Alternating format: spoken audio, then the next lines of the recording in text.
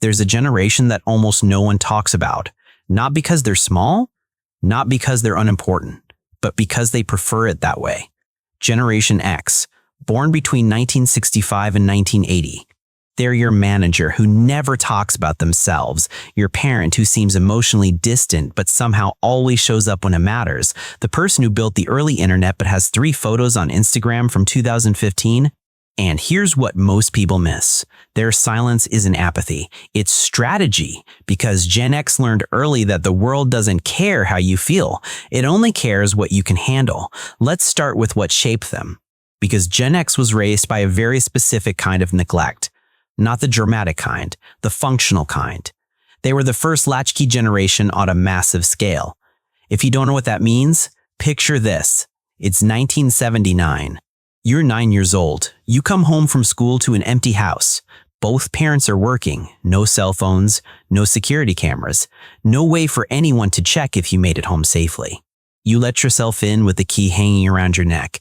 You make yourself a snack. You do your homework. And you wait. By the mid-1980s, an estimated 7 million children in the United States were regularly home alone after school. That's not a small cultural shift. That's an entire generation learning that adults won't always be there and that you better figure things out on your own. This wasn't neglect in the sense we think of it today. Parents weren't absent because they didn't care. They were absent because they had to work. Because the economy demanded it. Because single-income households were disappearing. And childcare wasn't structured the way it is now.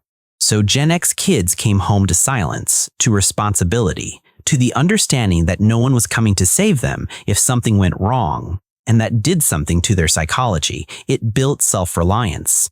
But not the empowering kind that people write self-help books about, the survival kind, the kind that makes you excellent in a crisis but terrible at asking for help.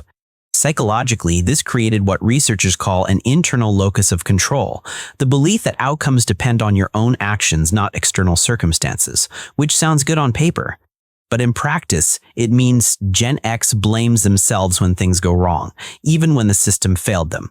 They also grew up in what's called a high contingency environment. Actions had immediate direct consequences. You forgot your lunch, you went hungry. You didn't finish your homework, you failed. There was no buffer, no second chances, no parent emailing the teacher to negotiate an extension. You learned cause and effect in real time. And your brain wired itself around that, which is why Gen X thinks ahead, not optimistically, defensively. They're always running scenarios, always preparing for the worst, not because they're pessimists, but because they've been blindsided too many times to trust that things will just work out. And here's the thing, the adults in their lives didn't just fail to show up physically, they failed to show up emotionally. Gen X grew up during the highest divorce rates in American history. The 1970s and 80s saw families splitting apart at unprecedented levels. And the kids in the middle, they were told to deal with it, to be mature, to not make it harder on everyone. So they learned to bury their feelings, to not ask questions, to assume that emotional needs were inconvenient, and that's still there. That's why Gen X doesn't overshare. Why they don't post their feelings online, why they seem emotionally unavailable even to people they love. It's not that they don't feel, it's that they were taught feelings don't change outcomes, so why waste energy on them? They also witnessed something that broke a fundamental social contract. They watched their parents dedicate themselves to companies, work hard, stay loyal, climb the ladder. And then they watched those same companies fire their parents without hesitation during recessions and restructuring. Gen X learned early that loyalty is a one-way street, that companies will take everything you give and offer nothing in return. So they don't believe in corporate loyalty, but they're deeply loyal to their own competence. They can't control whether they'll be laid off, but they can control whether they're irreplaceable when it happens. That's why they're quiet overachievers. They don't announce what they're working on. They just show up prepared, skilled, indispensable. And then there's their relationship with technology. Gen X is the bridge generation. They remember life before the internet. They use card catalogs and libraries. They made phone calls on landlines and hoped the person they were calling was home. They had to memorize phone numbers, directions. Information didn't live in your pocket. It lived in books, in your memory, in the effort it took to find it.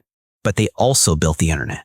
They were the early adopters, the ones writing code in basements, creating websites before there were templates, learning HTML by trial and error.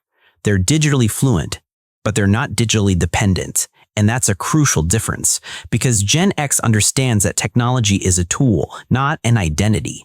They don't need to document their lives to prove they're living them. They don't need external validation to know they matter. And they definitely don't trust platforms with their personal information, because they remember when privacy was the default. When your mistake stayed local, when you could reinvent yourself just by moving to a new city. Now let's talk about irony, because Gen X turned irony into armor, sarcasm, detachment, the ability to laugh at everything, including themselves. It's not meanness, it's protection, because if you care too much, you get hurt. And Gen X got hurt a lot, so they learned to care just enough to function, but not enough to be destroyed when things fall apart.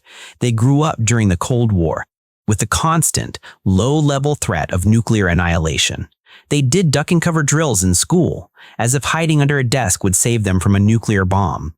Adults told them the world might end, but also told them not to worry about it, so they learned to hold two contradictory truths at the same time, to prepare for disaster while pretending everything's fine, and that's still how they operate. Here's what's fascinating. Despite all this, Gen X is incredibly capable. They don't panic. They don't freeze. When systems collapse, they adapt, because they've been adapting their whole lives. They learn to fix things with their hands, to solve problems without instructions, to figure it out because no one was going to do it for them. But that capability comes at a cost, because self-reliance, when taken too far, becomes isolation. Gen X struggles to ask for help. Not because they're proud, but because asking feels like admitting they can't handle it, and they've built their entire identity on being able to handle it. Research shows that Gen X reports lower levels of seeking social support during stress compared to other generations. They have people they could ask. They just don't, because to them, needing help feels like failure. And failure, in the world they grew up in, had consequences. So where does that leave them now?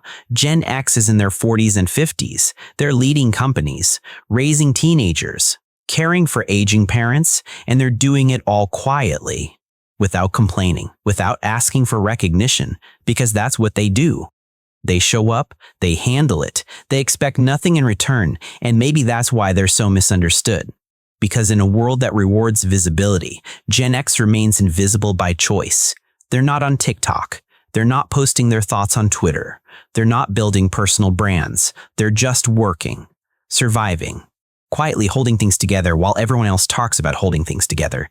They're the bridge between the analog and digital world, between the boomers who believed in the system and the millennials who watched it collapse. They don't get much attention, but they don't want it, because attention in their experience usually means trouble. Generation X isn't better than other generations. They're not worse.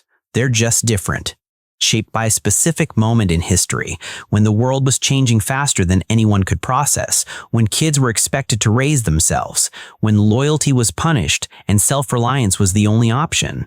And if you're Gen X, you probably watch this whole thing thinking, yeah, sounds about right. And then you'll move on, because that's what you do. You don't dwell, you don't post about it, you just keep going. Quietly competent, permanently prepared, expecting nothing. And somehow that's exactly what the world needed.